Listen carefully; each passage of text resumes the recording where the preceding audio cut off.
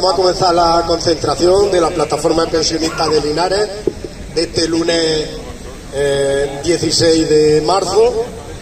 Continuamos en las calles porque es necesaria la lucha, la concienciación y el debate sobre las pensiones, los servicios públicos y la consecuencia y la convivencia en sí de la sociedad española y la exigencia de mejora en las condiciones de vida de la ciudadanía. Con respecto a eso, hoy quería pararme un poco en un asunto que, bueno, no es ajeno.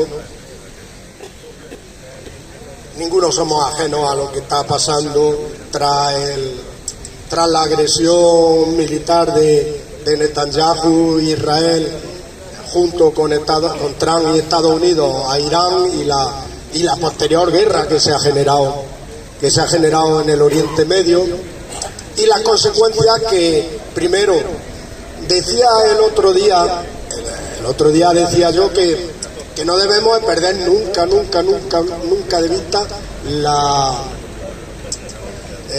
la dimensión y las consecuencias humanas. Las principales consecuencias para cualquier persona deben de ser el sufrimiento y las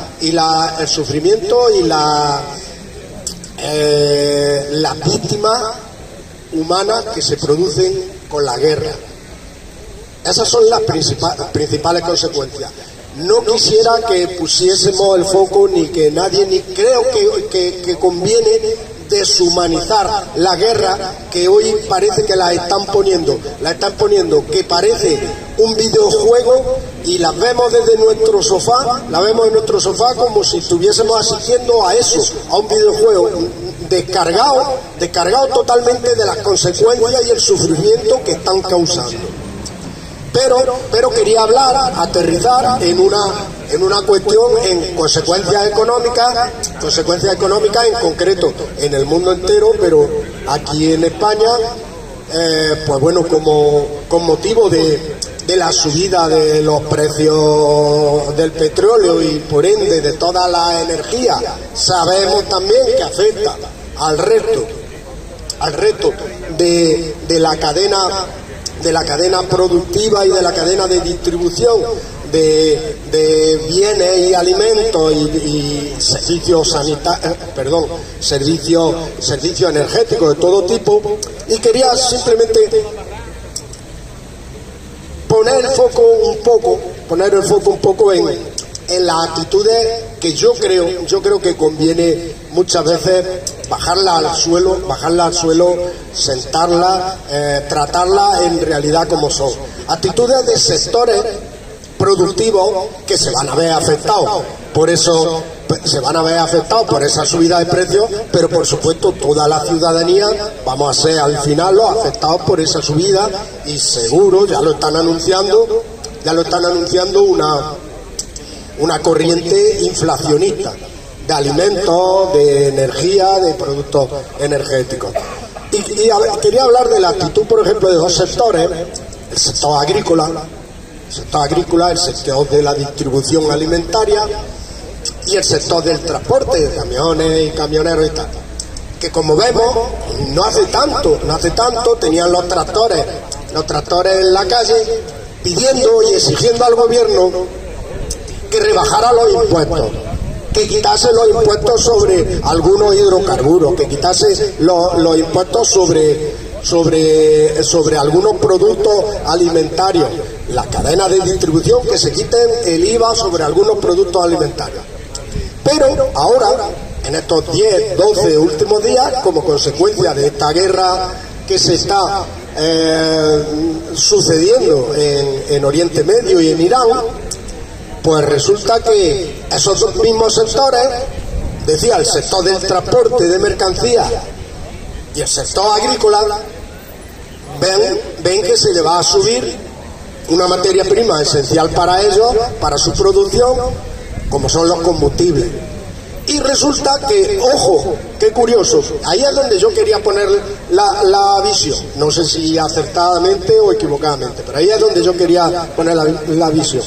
Ojo, están pidiendo que el Estado les dé ayuda y subvenciones públicas. Es más, están diciendo que tienen que ser ya, que tienen que ser pronto, que ya van tarde. Alguna de las dos cosas no cuadran. Que saquen los tractores pidiendo que se rebajen los impuestos y que ahora pida que me den las ayudas. ¿De dónde van a salir las ayudas? ¿De dónde creen que van a salir las ayudas si no quieren pagar impuestos? Si no quieren que se paguen impuestos. Yo creo que es conveniente, decía, bajar todas las reivindicaciones a la realidad, pues muchas veces por simpatía, cualquiera que protesta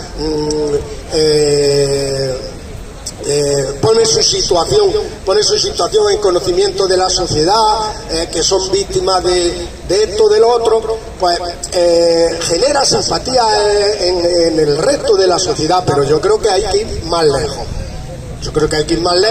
En este caso concreto, yo creo que hay que abrir la mirada primero retrospectiva, como yo la estoy abriendo, como estoy intentando abrir la retrospectiva y mirada de futuro. ¿De dónde creen que un Estado fuerte va a ser capaz de sostener la vida y la economía de un país si no recauda impuestos? ¿De dónde lo creen? Ahora, bien que han acudido los que no quieren Estado, los que no quieren impuestos, al día siguiente estaban pidiendo impuestos. Y fijaros también en otra cosa, que la hemos comentado muchas veces y que la vamos a sufrir. La hemos comentado muchas veces y la vamos a sufrir. Ya la estamos sufriendo en la gasolinera cuando vamos a reportar el carburante, pero luego la vamos a sufrir en más productos, sobre todo imprescindibles como la alimentación y los suministros para el hogar, suministros energéticos. A los pocos días del ataque militar a Irán, a los pocos días, el precio de la gasolina y el precio de los combustibles se había elevado. Es la teoría que hemos comentado otras veces, de teoría del cohete para subir y de la pluma para bajar. Yo no entiendo mucho de cadena de distribución, pero el petróleo, que un día o dos después del ataque, el petróleo se había comprado con precios anteriores. ¿Cómo es posible que al día siguiente los precios hayan subido ya? Si eso lleva un proceso primero de compra, de transporte, de refino y de todo. ¿Cómo es posible que los precios para subir como la espuma? Ojo, luego, cuando baja el precio del barril de petróleo, no se traduce, tarda mucho en traducirse en el consumidor final. Por eso es la teoría de la bajada de los precios, bajan como una pluma, pero suben como un cohete. Simplemente en eso quería poner la visión, y que muchas veces quienes hacen algunas reclamaciones, incluso yo considero que no están fundadas, pero además incluso es que perjudican a amplios sectores de la ciudadanía. Muchas veces con la simpatía se hacen víctimas y tal, pero son reclamaciones más bien egoístas, que perjudican a un sector mayoritario que no tiene ningún medio de defenderse cuando le suben los precios, cuando sube la inflación. Perjudica a un sector mayoritario que no tiene más remedio que acudir a los precios que prácticamente están iguales en todos sitios. Y ojo con hacia dónde quiere caminar cada sector y cada colectivo. Simplemente yo quería dejar eso ahí por si queremos debatir sobre eso.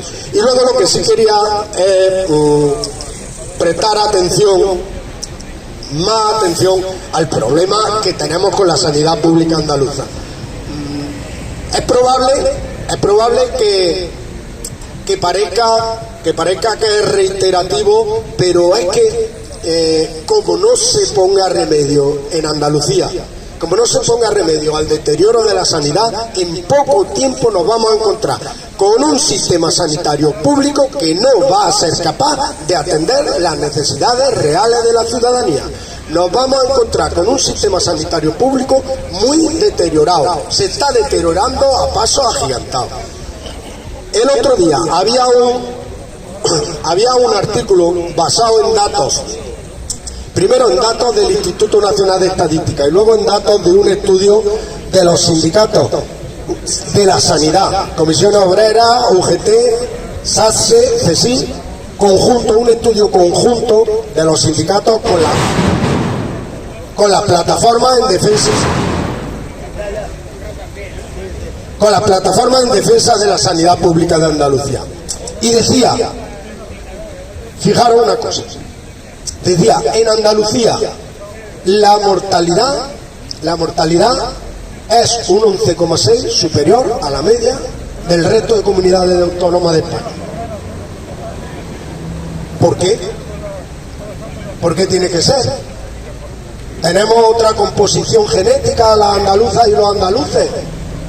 ¿En qué somos distintos? ¿Por qué tenemos una mortalidad un 11,6% mayor al resto de las comunidades autónomas? Esos datos son del Instituto Nacional de Estadística, Hablan de 871 muertes por cada 100.000 habitantes.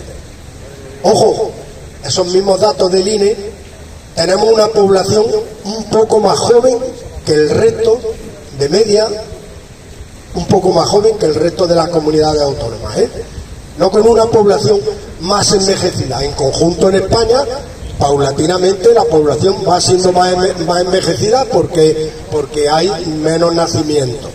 Pero de media, en ese estudio comparativo entre comunidades autónomas, en Andalucía tenemos una población algo más joven que el resto de comunidades autónomas. Y sin embargo, tenemos una mortalidad superior.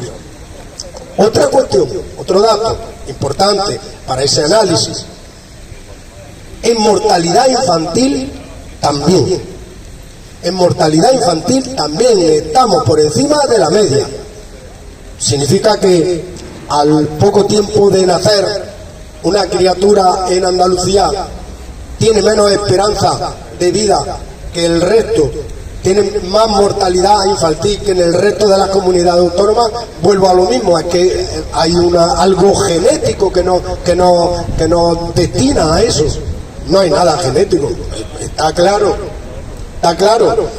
La salud depende de muchos factores, no es un único factor, sería engañoso decir que solo es por un único factor. Influye mucho la renta de las personas, influye mucho la desigualdad en la distribución de la riqueza, influye los hábitos de vida, influye el entorno ambiental, todo eso influye en la mortalidad. Pero en Andalucía no es muy distinto al del resto de las comunidades autónomas. Sin embargo, los datos estos que analizamos de mortalidad sí son distintos.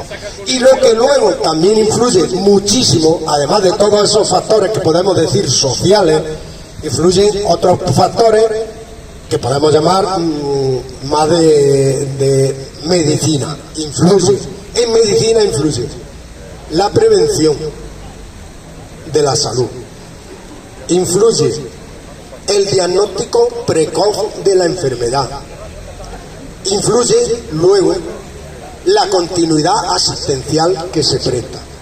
Y yo creo, y creemos todos, y no hay que ser tampoco ningún lumbrera para decirlo, yo creo que ahí es donde está el verdadero hecho diferencial entre Andalucía y el resto de las comunidades autónomas.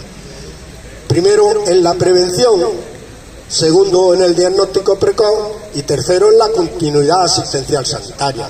Ahí es donde está el hecho asistencial, o sea, el hecho diferencial.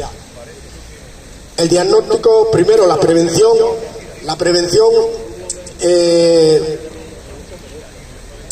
La prevención con una atención primaria bien dotada, pues influye en el control de diabetes, tensión, colesterol, en ese control preventivo. Si no se puede prestar una atención primaria en condiciones, se abandonan y se dejan y cada vez se atienden peor esas cuestiones. Lo de diagnóstico precoz, vamos, yo creo que ya el ejemplo más palmario es el de los cribados de cáncer en Andalucía. El diagnóstico precoz ha fallado totalmente.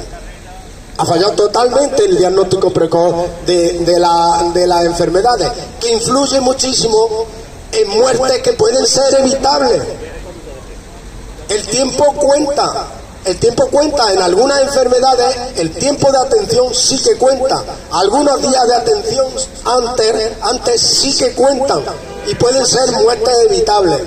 En Andalucía las consecuencias las estamos pagando, y decía que el hecho reciente que tenemos es los fallos en los cribados de cáncer de mama, que son la punta del iceberg de otros fallos en cribados. El otro día hablamos aquí también del área nordeste de Jaén, la zona de Úbeda, donde a los pacientes entre 50 y 59 años no se le había hecho ninguna prueba de diagnóstico precoz de cáncer de colon.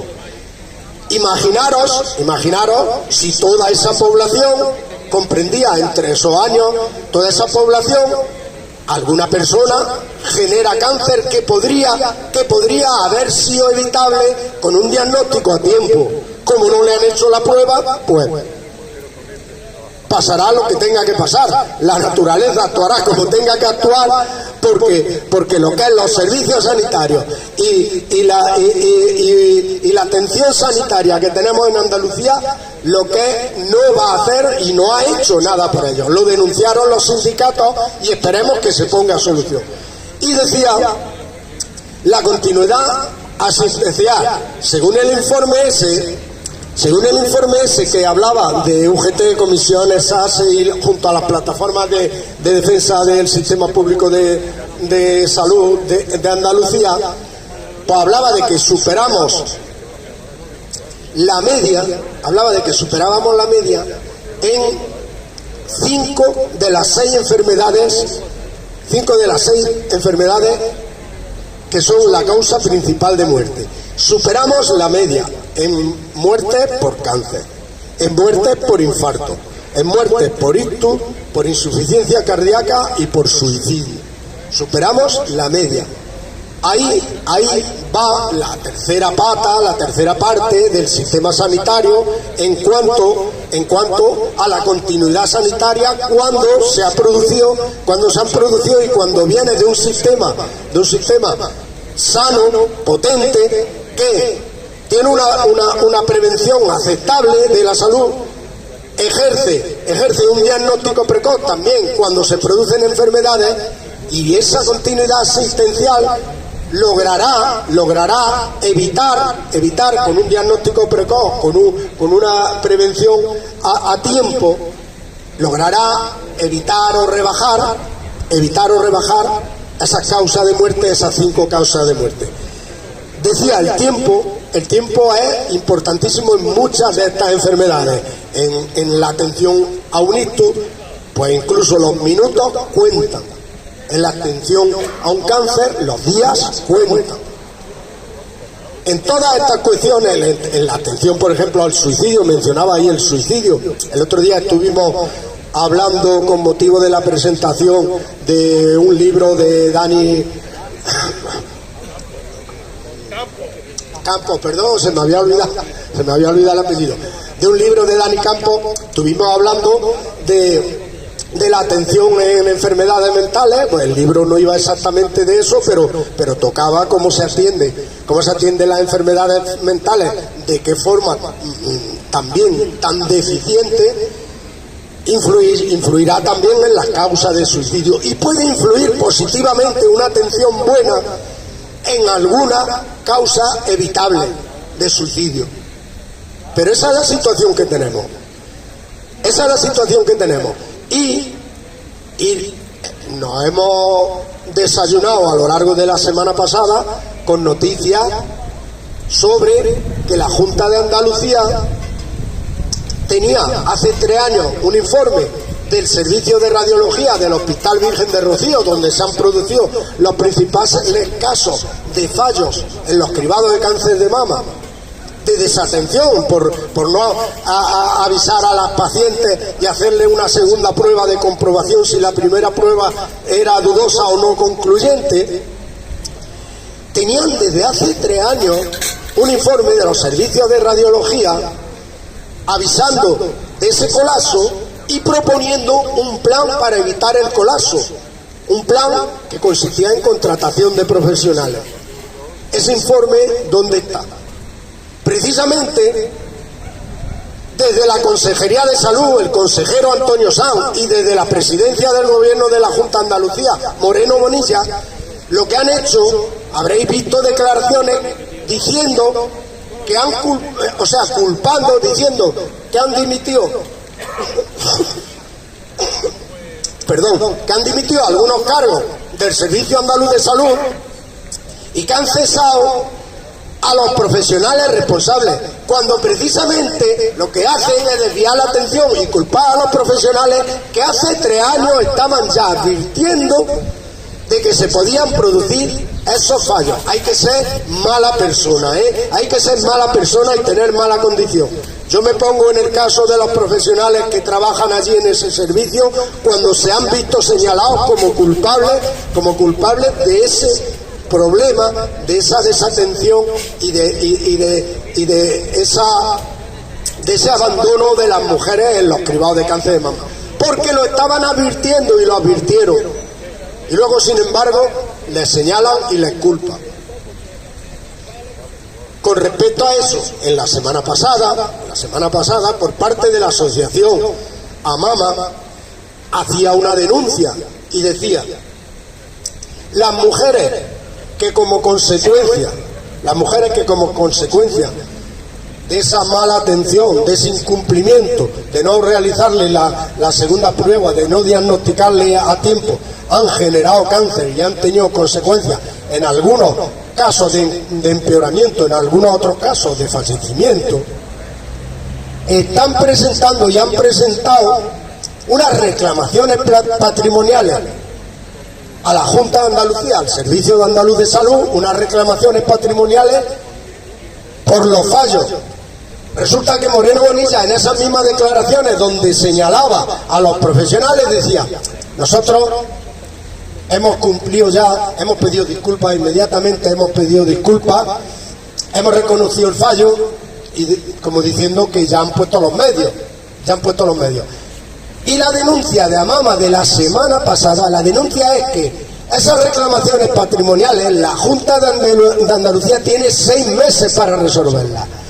Denunciaba que en algunas ya van 5 meses y medio y aún no la han resuelto. Se temen que las van a obligar a ir a juicio. El que dice que ha pedido disculpas, ¿qué disculpas ha pedido? Por un lado dice que ha pedido disculpas y por otro lado reconociendo casi un fallo, no le reconoce las consecuencias y las consecuencias patrimoniales que pueda tener para ella, y la va a obligar a llevarla a juicio. La va a obligar a que te lleven a juicio con todos los procesos que llevan, los litigios y todas esas cuestiones, hasta que al final se resuelvan. Ese es el reconocimiento del fallo. Eso es el pedir disculpas. Por eso hay que denunciar esa doble moral, esa doble moral de un mensaje de cara a la opinión pública con una sonrisita, pero por detrás, cuando estoy actuando, estoy jodiendo todo lo que puedo. Esa es la actitud, y eso es lo denunciable. Ahora después quería hacer unos anuncios, antes de que se vaya nadie, unos anuncios de unos actos que vamos a tener en esta semana, interesantísimos e importantísimos, pero dejo un tiempo para que debatamos sobre, no tiene que ser, yo lo digo siempre, no tiene que ser sobre los temas que yo haya hablado, puede ser de cualquier tema, de pensiones, de salud pública, de dependencia, de lo que queramos. Dejo un tiempo para que hablemos, debatamos, haya intervenciones y después hago los anuncios.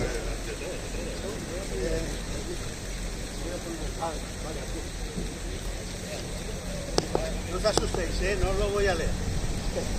Pero sí que quiero leer literalmente una frase y por eso tengo el papelito este. En parte voy a hablar de como ha empezado Ildefonso, el tema de los impuestos de los carburantes y esas cosas, ¿no? Y también basándose en declaraciones que incluso habréis visto, porque me parece que se ha compartido en algún chat de internet, de un agricultor que efectivamente dice: yo ya no voy a poner los tractores en marcha porque voy a perder dinero y se lo va a llevar Pedro Sánchez. O un conductor de coches que decía que iba a echar menos gasolina para darle menos dinero a Pedro Sánchez. Es una lástima la incultura que hay en este país con el tema de los impuestos, pero es normal porque todos los grandes medios contribuyen a ese engaño y a esa mentira sobre los impuestos. El otro día, el día 5, o sea, el miércoles pasado, la portavoz del Partido Popular, es lo que os voy a leer literalmente, luego ya no, la portavoz del Partido Popular en el Congreso hacía unas declaraciones que además, para que quedaran por escrito, las puso luego en Twitter, que decía así: cuando veas cómo ha subido el precio de la gasolina, recuerda que casi la mitad de lo que pagas se lo queda el gobierno de Pedro Sánchez y que no tiene intención de aliviar los impuestos para compensar la subida por el conflicto internacional. Esto es literal de Twitter suyo. Entonces, esto es absolutamente falso, es tendencioso y es una mentira.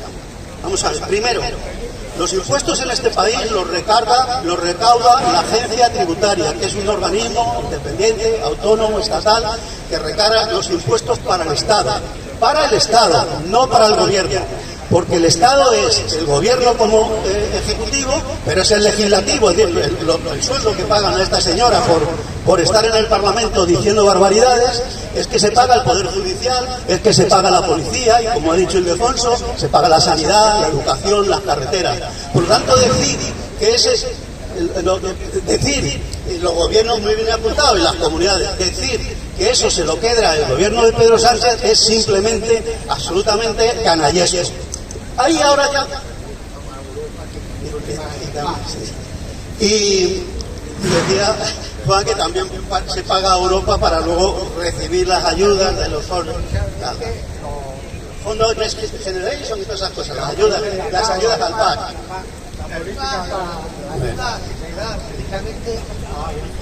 Bueno, el segundo asunto de por qué lo que he exclamado es una mentira absoluta. Bueno, primero, desarrollar este primero, que es, además de decir eso, es decir, que se lo queda el gobierno de Pedro Sánchez, la verdad es que el 58% del impuesto de hidrocarburos, que es el impuesto que se cobra en los combustibles, va a las comunidades autónomas. Y el 50% del IVA va a las comunidades autónomas, no es para el gobierno. Y, por lo tanto, y ya sabemos que en este momento la mayoría de las comunidades autónomas de España están gobernadas por el Partido Popular y por Vox. Por lo tanto, cuando exclama que esto se lo queda a Pedro Sánchez, es absolutamente, como digo, canallesco. Pero es que luego esa propuesta tiene otra lectura. Cuando los impuestos a hidrocarburos y los carburantes, la bajada de precios, también lo ha explicado en parte Ildefonso, no tiene mucho sentido, porque es un mercado que funciona como un oligopolio, es decir, está en manos de 4 empresas, Repsol, BP, Cepsa y 2 más, y controlan los precios, los pactan y los controlan. Y bajar los impuestos solo les va a permitir que ellos ganen más dinero, porque se ha demostrado en conflictos anteriores que muchas veces bajan los impuestos y lo único que hacen es bajar un poquito, pero la parte gorda de esa bajada se la quedan ellos en beneficios. Sobre todo el sector del petróleo, que es un sector bastante pirata, como bien ha dicho Ildefonso, porque al día siguiente de empezar un conflicto ya están subiendo los precios, cuando en realidad ellos tienen reservas de sobra para poder mantener los precios durante semanas o durante meses, y porque muchas veces las compras que hacen, ya sabes que yo precisamente he trabajado en una petrolera, las compras que hacen son compras muchas veces con precios pactados y fijos, como se hace a veces con la luz en las casas, a 6 o 8 meses vista. Por lo tanto, podrían perfectamente mantenerse sin subir los precios. Y sin embargo, como son unos piratas y unos aprovechados, al día siguiente de un conflicto que pueda afectar al petróleo, ellos ya están subiendo los precios. He dicho la palabra conflicto. Esta mujer ha utilizado la palabra conflicto, que me parece desastrosa. Conflicto internacional, como si fuera hay dos países que están discutiendo por un terreno. No. Agresión de un país sobre otro, con asesinato de personas civiles, con destrucción de materiales. Eso es lo que está pasando. Una agresión sin ningún soporte de justicia internacional. Eso es lo que está pasando allí. No es un conflicto entre dos países ni un conflicto internacional. Es una agresión criminal a un país, de un país a otro país, como hizo con Venezuela también. Otra píldora y ya acabo. El señor Roy también, el responsable de Mercadona, que ha tenido este año unos beneficios millonarios, también quiere ayudar a aliviar la bolsa de las personas más desfavorecidas. Y como sabéis, ha hecho una propuesta, salió ayer, antes de ayer en televisión, de que para los alimentos se ponga IVA cero. Claro, como eso es disparar con pólvora ajena, el que pierde será el gobierno, los impuestos, pues hace esa propuesta. Pero esa propuesta, en el fondo, esconde lo que se ve que está defendiendo sus intereses. ¿Por qué dice IVA cero y no dice quitar los impuestos? O sea, no me sale la palabra. Porque si se pone exención de impuestos, exención era la palabra que estaba buscando. Si pone exención de impuestos, él tampoco puede desgravarse el IVA de su cadena de negocio. Pero al poner IVA cero, lo que hace es, yo me limito a que cuando el señor llega a caja, en el ticket le sale IVA cero. Por lo tanto, ese señor no paga el IVA y yo no lo cobro. Pero el resto de la cadena de producción, de toda su producción, eso sí que me quito el IVA. Por eso, esas veces, esos matices que parece que no tienen importancia, qué generoso es, en realidad lo que esconden es que estoy defendiendo mis intereses y estoy disparando lo que se dice generalmente con pólvora de rey. Pero es que además hay un problema sobre el tema de bajar los impuestos a los alimentos básicos, y es el fenómeno de los bienes Griffin, que son... se estudió, este es el nombre de un economista británico que hizo un estudio en Irlanda cuando hubo una crisis de producción de patatas en Irlanda, y resulta que subieron casi el doble de precio las patatas, pero él observó que la demanda de las patatas subía en vez de bajar. ¿Y por qué subía en vez de bajar? Cuando estudió dijo, no, la gente no es tonta, si es más cara, compra menos. ¿Por qué sigue comprando más patatas? Se compran más patatas porque era el producto más barato, la alimentación básica de Irlanda, y lo que pasaba es que la gente se quitaba de comprar pescado o se quitaba de comprar carne y compraba más patatas. Así que esto lo sabe perfectamente el señor Roy, que porque se bajan el precio de los alimentos, lo que ellos hacen es subirlo. Se baja el IVA, pero ellos lo suben porque saben que la gente va a tener que seguir comprando pan, patatas, verduras, etcétera. Y por lo tanto, pues este señor, esas opiniones, el tema de bajar impuestos, que lo tienen todos en la cabeza, es porque les produce más beneficios y porque tienen que pagar ellos menos impuestos. A ellos les afecta mucho más que a los que estamos aquí. Y ojo, en tiempos de crisis, bajar impuestos es absolutamente negativo, porque el Estado necesita fondos para poder atender la crisis. Lo hizo con la crisis del ladrillo, para poder cubrir todos los impagos que hubo sobre el tema del ladrillo. Lo hizo sobre todo, como sabéis, en la pandemia, para soportar los enormes gastos de sanidad que se produjeron con la pandemia, pagar los ERTE que hubo para intentar evitar que se perdieran puestos de trabajo y que la gente pudiera seguir cobrando todos los meses y no tuvieran que centrar las... Entonces, en tiempos de crisis, podemos examinar en otro momento si hay que bajar este impuesto, el otro, los directos, los indirectos, pero en tiempos de crisis no hay que bajar ni uno, necesitamos todo el dinero para atender a la gente que más lo necesita. Nada más. Muy bien, déjale a Antonio.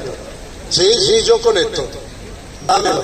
Vamos a seguir adelante, vamos a continuar. Aquí está el compañero Antonio. Venga. Al principio ha estado hablando Alfonso del tema principal de que hay comunidades que están fatal, pero están muy desigual. Es el caso que probablemente el fraude se está dando especialmente en Andalucía y en Madrid, pero de manera muy distinta. Vamos a recordar que el gran problema de Madrid se notó con la muerte de las personas en la residencia. Recordamos que fueron 7.827, me parece que era la cifra.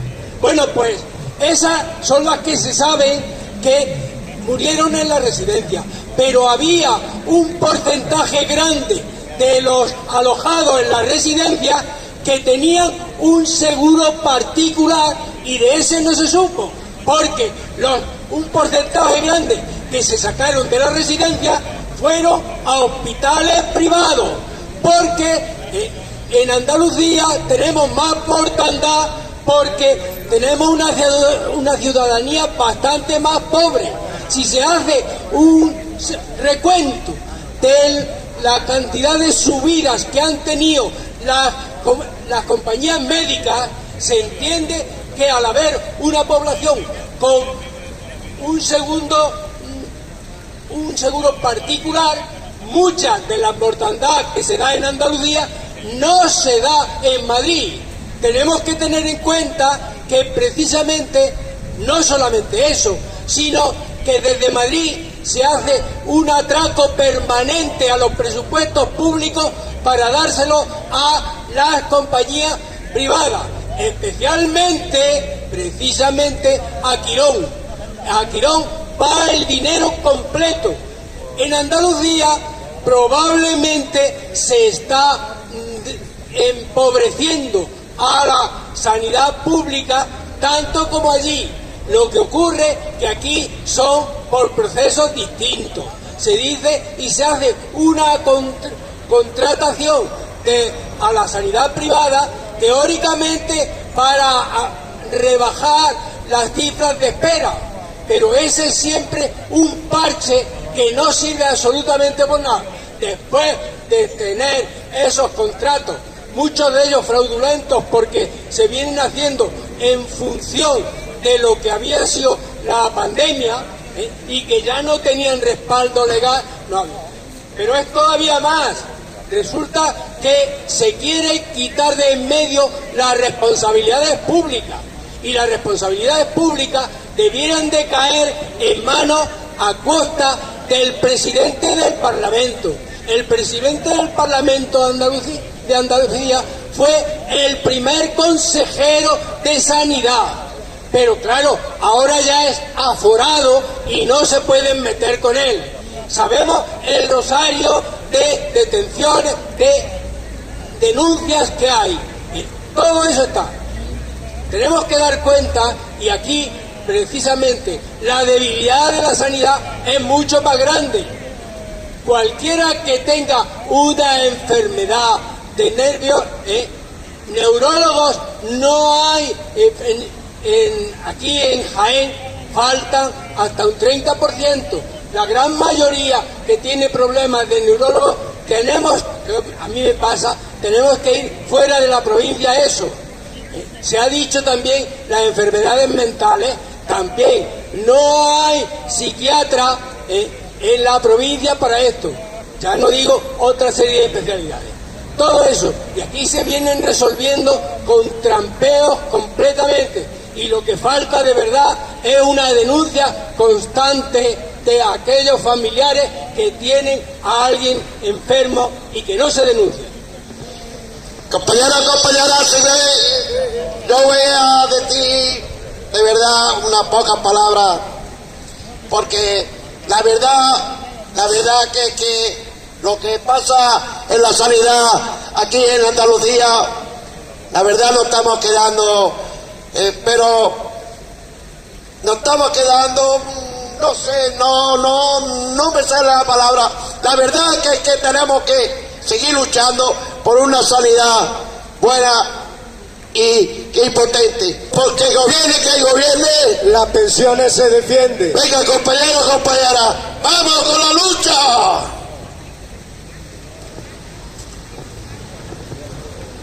Bueno, iba a decir 3 o 4 anuncios. Primero, el sábado 14 se ha desarrollado el acto que anunciamos de una jornada de convivencia de plataforma de pensionistas de Andalucía en Antequera. No puedo hablar de primera mano, no pudimos ir nadie de aquí de la plataforma de Linares, pero los compañeros han estado compartiendo experiencias, nos mandarán las conclusiones y luego informaremos de las conclusiones, tanto por nuestras redes sociales como en la próxima asamblea que tengamos aquí el próximo lunes. Han tratado el anuncio que hicimos de que las dos coordinadoras de pensionistas de Andalucía, que estamos trabajando en Andalucía, las dos coordinadoras de plataforma de pensionistas en Andalucía, vamos a invitar a todos los movimientos sociales, organizaciones sociales ciudadanas, a coordinarnos de cara a exponer una especie de demanda conjunta donde se recojan las necesidades y las reivindicaciones de cada sector y de cada movimiento social, de cada servicio público de Andalucía, como exigencia a quienes se presenten a las próximas elecciones, que, como decimos, ya están aquí, están próximas. Las elecciones serán en junio, el Parlamento se tiene que disolver 40 o 50 días antes, o sea que estamos casi metidos en eso. No debemos desaprovechar otros 4 años, no debemos desaprovechar otra campaña de promesas vacías. Queremos compromisos reales, exponer los compromisos y que se comprometan, no de forma con palabras huecas, sino con compromisos que se puedan después verificar, con temporalización de que al primer año hacer una cosa, al segundo otra, y que se pueda comprobar, quien quiera obtener el voto de la ciudadanía, cuando mínimo debería comprometerse a eso, compromiso y verificable, que no sean cartas a los Reyes Magos, que bueno, en un programa electoral se puede poner lo que se quiera, luego ya cuando estoy gobernando no cumplo ni la mitad de lo que he prometido en el programa electoral. Decía, eso está ahí. Cuando nos informen de las conclusiones del encuentro, informaremos aquí. Luego, otra cuestión con respecto a lo de la sanidad, que no se nos olvide, el día 12 de abril hay convocadas en todas las capitales andaluzas manifestaciones en defensa de la sanidad pública andaluza. Aquí será en Jaén. Que no se nos olvide, para irnos preparando, y que sea una manifestación numerosa, una manifestación masiva, una manifestación que de verdad tengan que tener en cuenta, que de verdad el gobierno de Moreno Bonilla tenga que tener en cuenta. Luego, 2 cosas. Este miércoles hay una asamblea abierta donde estamos citados todas las organizaciones, movimientos sociales, organizaciones ciudadanas, autoconvocadas para sacar una serie de acciones reclamando que se acabe la guerra, reclamando que no se resuelvan los problemas de la humanidad con guerra, con genocidio. El miércoles a las 7 de la tarde, en el salón de la Asociación de Vecinos de la Estación de Almería, todos los que estamos aquí estamos convocados, todos los movimientos sociales de Linares están convocados para sacar acciones y movilizaciones reclamando el no a la guerra. Eso por otro lado. Otro acto muy importante, importantísimo, el jueves 19 a las 6 de la tarde, en la Casa de la Cultura, en el Salón de Actos de la Casa de la Cultura, un debate sobre charla y posterior debate sobre la situación de la sanidad pública andaluza. Está organizado por la Asociación Encuentro Democrático Linares y colaboramos nosotros, la plataforma de pensionistas. Vendrá como persona ponente y para debatir con todos nosotros Sebastián Martín Recio, uno de los promotores y de los impulsores de las mareas blancas andaluzas. Entonces, recordad, miércoles, jueves. Y bueno, un solo apunte. Lo decía Juan y me lo ha dicho antes Gabriel cuando hemos estado hablando de los impuestos. Damos saltos o yo por lo menos soy muy desordenado y doy saltos entre un lado y otro. Cuando hablábamos de los impuestos, me ha enseñado el compañero Gabriel, dice, ¿tú has visto esto? Una ayuda del Estado cofinanciada con fondos europeos, del Estado cofinanciada con fondos europeos para agricultores, bonificaciones y ayudas para compensarles por los casos de de la tormenta y de la dana y de las inundaciones en Andalucía. Lo ha visto, dice, son ayudas considerables, son ayudas cuantiosas. Precisamente para eso, y lo decía José Valentín, precisamente para eso lo que no puede es debilitar los ingresos de un Estado. El Estado tiene que tener un ingreso, además esos ingresos, la mayoría, o deberían de ser, muchos de ellos deberían de ser ingresos que sirven para atender situaciones de catástrofe, situaciones de crisis que no podrían hacerse si los Estados no recaudan impuestos, y la mayoría deberían de ser también impuestos progresivos que sirvan para redistribuir un poco la riqueza en un momento como este de catástrofe, para que paliarle las consecuencias y que nadie tenga por qué arruinarse como consecuencia de eso. Para eso está un Estado, para eso está el Estado del bienestar, pero para eso hay que pagar impuestos y progresivos, que cada uno pague según su capacidad y según sus ingresos, que no eludan los impuestos los que más tienen, que cada uno pague, porque del resto ya se encargan de que no puedan eludir. Aquí elude impuestos y evade impuestos el que puede, al que le dejan los huecos y los vericuetos para que se evade impuestos. El resto, como nos los ponen directamente, el resto, aunque quisieran, no los van a poder, y son los que están contribuyendo al sostenimiento del estado del bienestar. ¿Algo más? Si alguien quiere decir algo más. No. Sanidad pública de calidad, sanidad pública de calidad, sanidad pública de calidad, sanidad pública de calidad. Bueno, Moreno Bonilla, dimisión. Moreno Bonilla, dimisión. José. Moreno Bonilla, dimisión.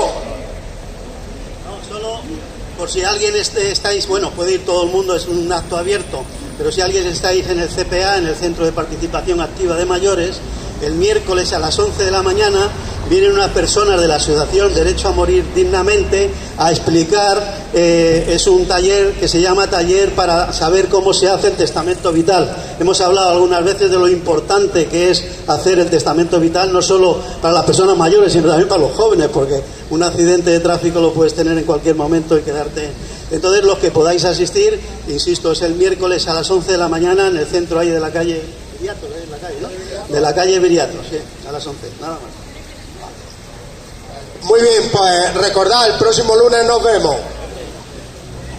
Muy bien, compañeros, compañeras, el lunes próximo nos veremos otra vez aquí, compañeros, compañeras. A ver.